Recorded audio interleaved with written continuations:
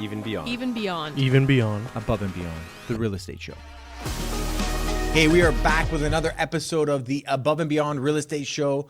My name is Ralph Ciancio, broker of record here at RE/MAX Hallmark Ciancio Group, and of course, team leader of Ralph Ciancio Homes. And I'm sitting with my favorite guest, a recurring guest, Colin Noble, realtor extraordinaire. He's a brilliant mind, and I'm lucky to have you on the podcast. Oh, I'm Colin. happy to be back again. Yes. We're off to a great start, and I like that I'm still a guest on your show. I shouldn't say guest. What's it called? Like when someone comes, you're like a guest that can open my fridge. Like a at my permanent house. guest? Yeah, like someone like comes to your house and sits in the don't touch in Italian. Make yourself at home. The no? Italian non toccare living room, that Yeah. living room with the plastic on the furniture. You're not that guest. You're No? like I come home, I'm like, oh, Colin's here. Yeah, like that's I'm amazing. okay to put my feet up onto You're the like, you can eat whatever, leftovers. right? You can even Okay, eat leftovers perfect. at our house. So Good. that's a Amazing. kind of guest.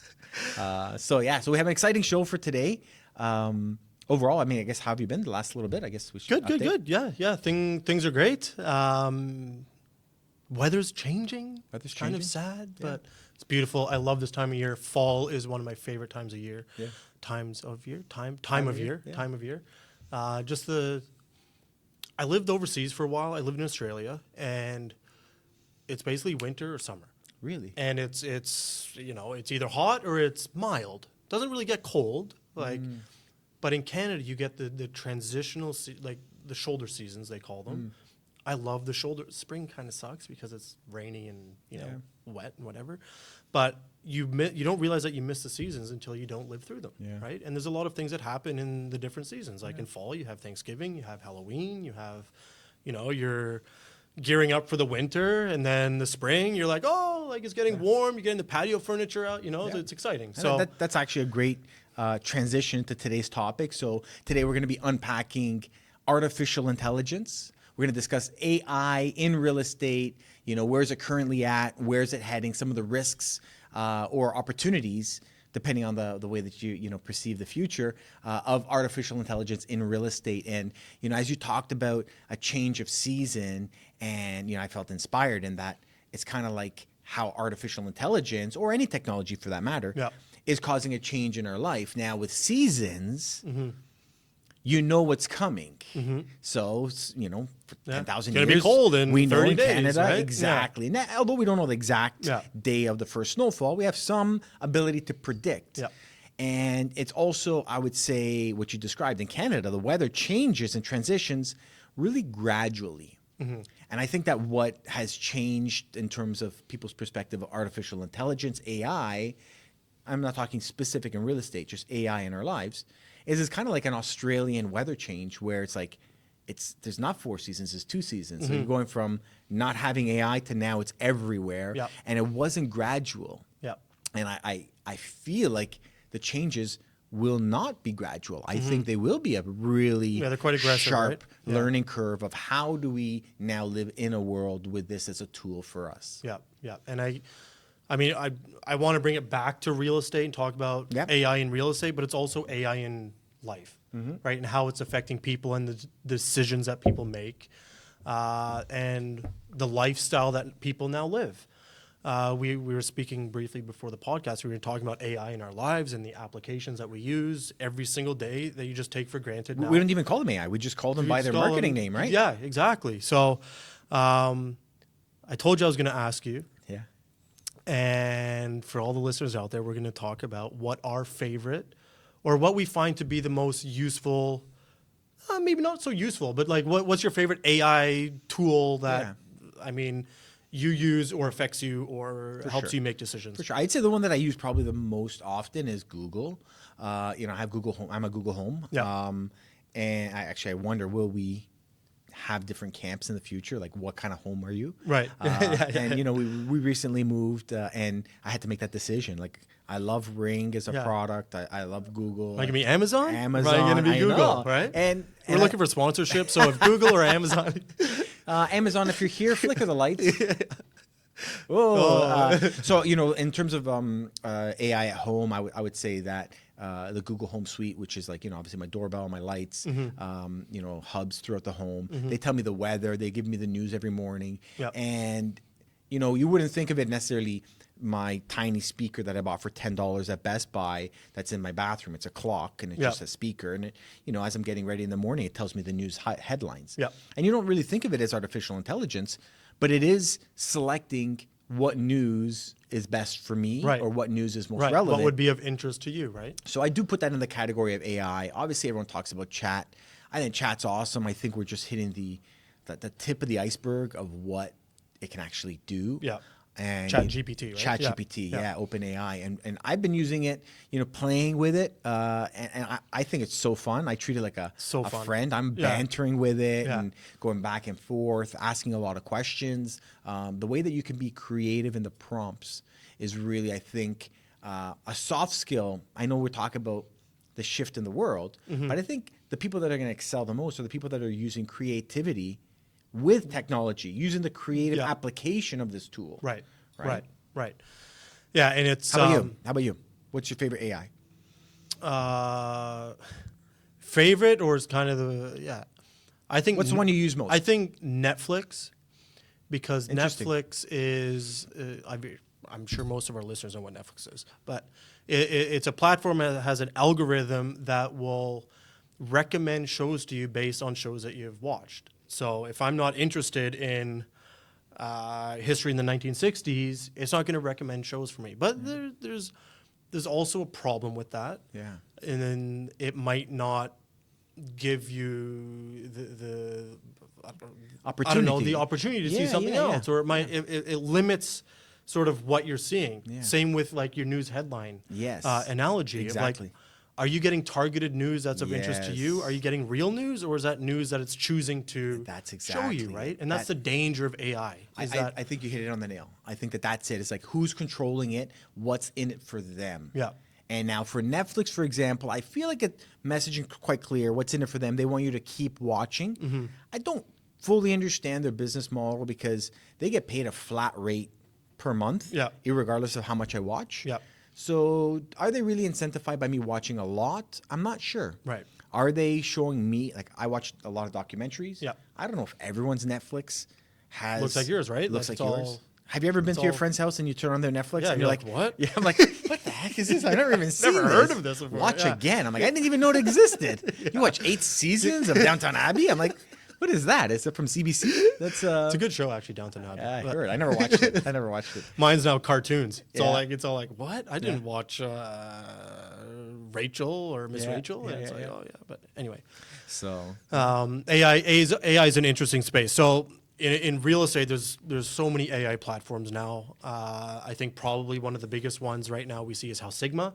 Yep. There's Zillow. There's Zolo. There's lots. Remax has a powerful AI as well. Yep.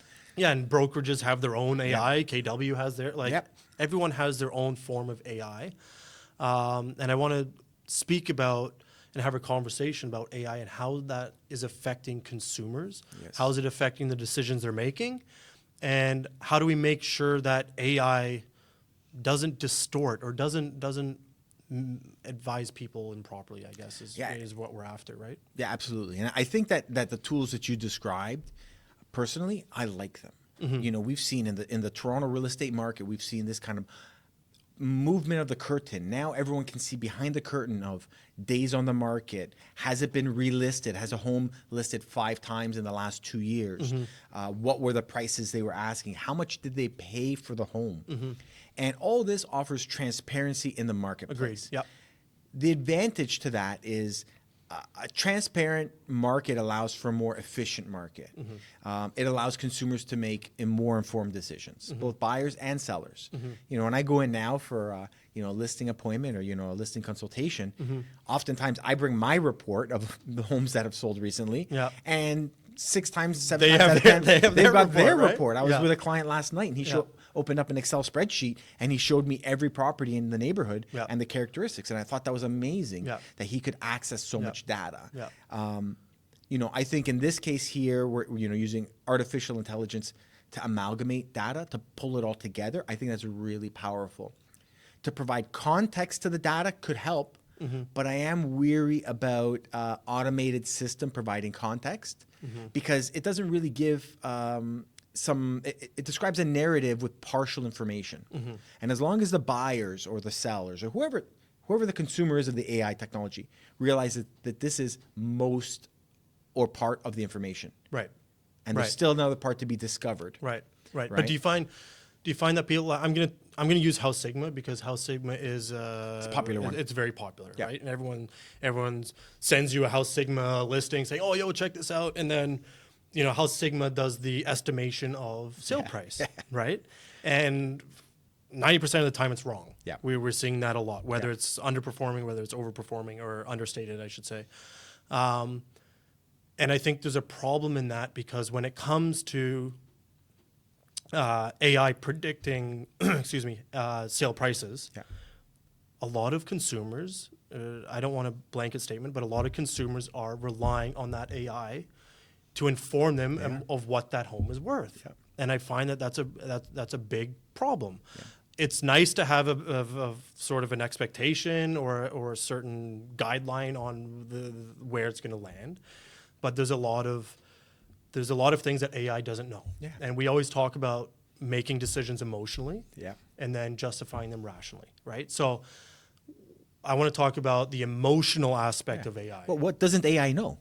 AI doesn't know if your basement is finished and you did it with your father-in-law on the weekends and it wasn't registered through the city. There's no permit.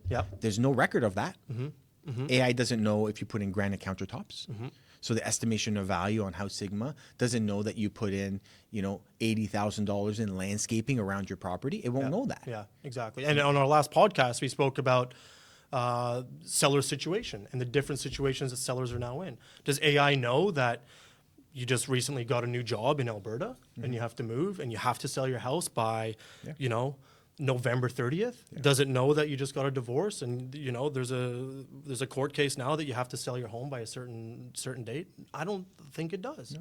But even going back to your emotional side, it's like, did you renovate your home with everything that was totally perfect for you? And you're the only person that picked that color green hardwood floor that nobody else wants. Like I bought a home that had literally forest green hardwood, top to bottom. The carpet was hardwood. It was a golfing enthusiast. And the house sat on the market. Like it was on the market because people couldn't see past those things. Now AI, will it know that this is the most trendy, we'll call it the, what's the type of hardwood you have in your place now? Call it red oak or white oak or like white plank. Yeah, bleached oak. Yeah. Like a very popular hand carved. Or is it a beautiful white or gray kitchen? Or is it a nutmeg kitchen that was designed and selected in 1995? Right. So AI is not going to understand the grab. Right. And we know that people make decisions emotionally. They justify them rationally. Yep. We know the profit is in the emotional side of the sale. Right? Nobody ever pays a lot of money for the rational side. They pay the bottom dollar for the rational solution. It's the emotional solution. Right. When you're looking at, car sales, any luxury item, it's the emotional side. Somebody buying a $30,000 watch, there's no rational decision of why you're buying a $30,000 watch. There's an emotional decision. I see sometimes my wife's friends with their shoes with red bottoms. I don't know who they are. Louboutins. Okay, I don't know what they are. Louboutins. It's like, for me, it's just, it looks cool, like the red, but I wouldn't pay 12x for that shoe because I don't have that emotional connection. So I think AI is going to miss some of those. There's going to be a gap there. Right. So will there ever be, I'm throwing this out there as a discussion point, but will AI ever be able to be emotional? Right? Like will it learn emotion? Will it learn emotion? Wow. That's crazy. Crazy. Because then it will provide context to the information it's providing. It will have a lot more information that it can provide. I think if I asked my Google Home a question and it said, just a minute, I'm going through a tough time right now. I probably, I'm tired. I'm leave tired. Me alone. Yeah. What do you really want from me? Right. That's. But it'll.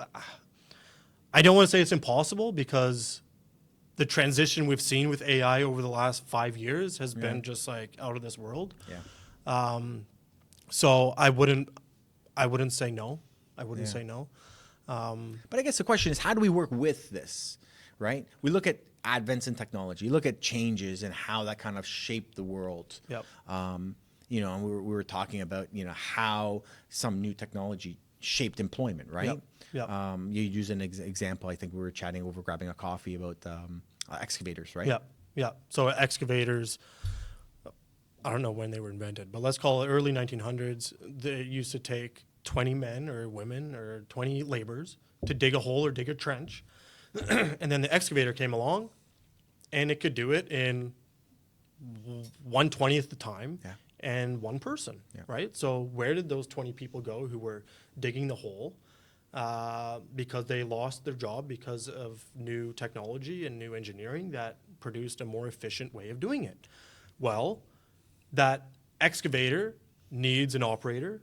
It needs engineers to create it. It needs mechanics to maintain it. It needs an assembly line to build it. It needs a delivery truck driver to get it to the site. It needs like all these things. You need to fill it up with gas.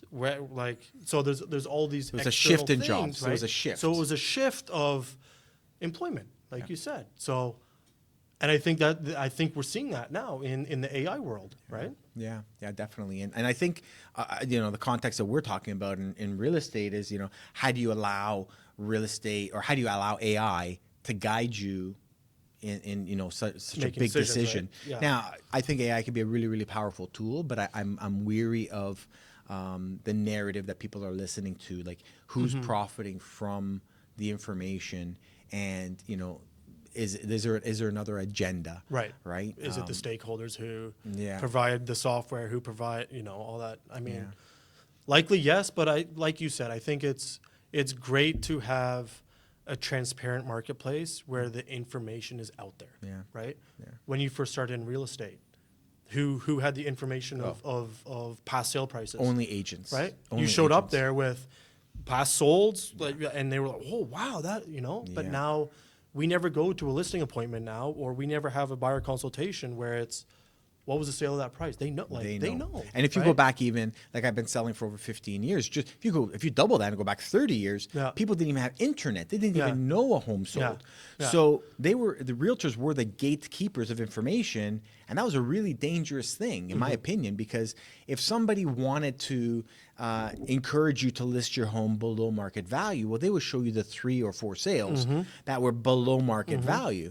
And if the buying agent of your home, the agent that brought you the buyer, if they wanted to sell that home, they would show the same comparables that would justify your price. It's like collusion almost, right? That's exactly that. That was an exact risk. Now with greater transparency, if a house is overpriced, the market knows. And so I think that it's important to understand that as these things kind of grow and become more significant in our lives, and as we trust them more, I think we need to challenge the information and look for the context. We that in our office we have a fun thing, which is AI versus AI. So we call it actual intelligence versus artificial intelligence. And we look at House Sigma's estimation, and we have a thick catalog where we outperformed House Sigma's estimation. So they thought that we had an average price on our listing of $1.3 million, and we sell for $1.45. And then we have the other book, which is our buyer's one, where it says home is worth $1.3 million, and we buy it for $1.2 million. Right. So that's a way where our clients can profit from what we call actual intelligence. And I hope that becomes still relevant. As AI gets smarter. I hope it does. I think it will. I don't think a lot of people are like, is my job in jeopardy? What's my job security? Is AI going to take over my job? And I think the real answer is, as long as you're still able to provide value and context that AI cannot, you're okay. And that's what we do, and that's what we preach to our audience and our clients, is that we are here to provide context to all the information, where we can help them justify the emotional sides of things, and we can also, we know things that AI doesn't. For sure. Right? The thing that worries me, and again, going back to a little bit more theoretical world. So we look at, for example, the Above and Beyond Real Estate Show. So here we are. This will be streamed through YouTube as well. Now, people look for social proof. They want to see who's got 10,000 5 stars. Or who's got 100,000 views or a million subs. Right. And that's really powerful, because we say, well, 1 million people subbed to that. A friend of ours, Tom Story, has over 10,000 subscribers to his show with Steve Koresh. And they've done great work through hard work. Yeah. Now, you could have another person who pays more to YouTube to advertise and to put that real estate show in front of the viewers, and they may have 30,000 subscribers, whereas Tom's putting out solid content with great context. Someone else may have 3x the impact or audience, perceived audience, but really it's because it was paid through YouTube to bump it up. So that's where the weird. We have to watch what makes someone great. What did they pay for those audience? And if that's the case, is it really artificial intelligence, or is it the money behind someone's budget to bring in 20,000, 30,000 subs? So that's where I think is a little bit weary is watching is like, what was in it for YouTube? For sure. And I think that ultimately that's up to the consumer to make that decision, right? Of where like someone might prefer a certain app on their phone than someone else because they're interested in that, or it gives them that sort of. So I mean, we can't control the consumer decision. We can help influence it, but ultimately, people decide what they want. People decide what we they want, right? Yeah. As we talk about the kind of the future and artificial intelligence, I'm reminded of an amazing book that I read, which was Homo Deus, which is a brief history of tomorrow. And the author there, Harari, wrote another book called Sapiens, which was the history of mankind. And he wrote this kind of futuristic, kind of projected where the world is going. And I read the book a few years ago, but it was talking about artificial intelligence and how it will be implemented in our life. And what he described in essence was that my son, who's 10 years old right now, when he's 25 or 30 years old, he can say, hey, Google, or whatever other device will be at that time, hey, Google, who should I marry? And it'll take a few seconds, and it will say, you should marry, Margaret Smith. And you say, why? Well, that device would have known every show that my son watched. It would have known every thumbs up or comment that they were engaged with, every movie they went to, every time they went to McDonald's. What was the context of them growing up? Did they grow up in a tough household family? Did they have an older sister? And it'll have all these data points. Wow. And they're also going to know that Margaret also has been to Dominican Republic, also loves Arby's, also is a fan of Ronaldo, all these things. They say, mathematically, beep, beep, beep, beep, beep, beep. You're the perfect match. That's wild. That's just crazy. And that's 30 years, 20 years from now. Imagine, even further from there, right? Yeah. It's scary. But it's also kind of cool. I think. I mean, technology is something that we can't stop.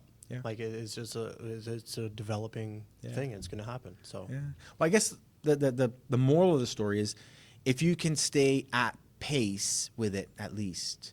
You don't have to be necessarily in front of the technology, because that's hard to predict. And people in Palo Alto make millions or billions of dollars being early adopters, being able to predict the future. But as long as you can keep pace within at least a 3 or 5 year window of where technology's at, you'll be able to ride the wave like a surfer. Not like someone at the beach that just gets smacked with a tsunami. You can ride a tsunami.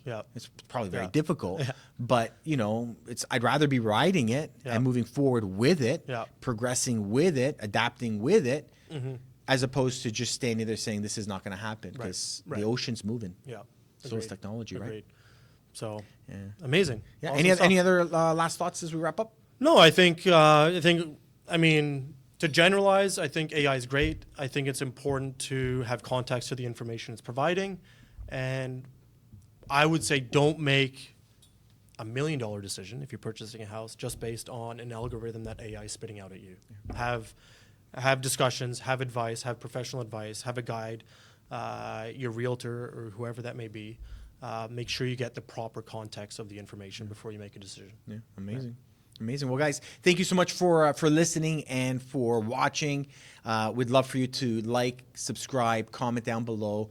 What do you think the future of AI in real estate? We'll make it simple. Where will AI be within 3 years or 5 years from now? Comment down below. Will it have an impact? And also, second question, would you trust AI to help you in your home buying or home selling decision? Thank you guys so much for watching. We hope to see you again soon. On behalf of Colin and I, we'll see you soon. Thanks so much.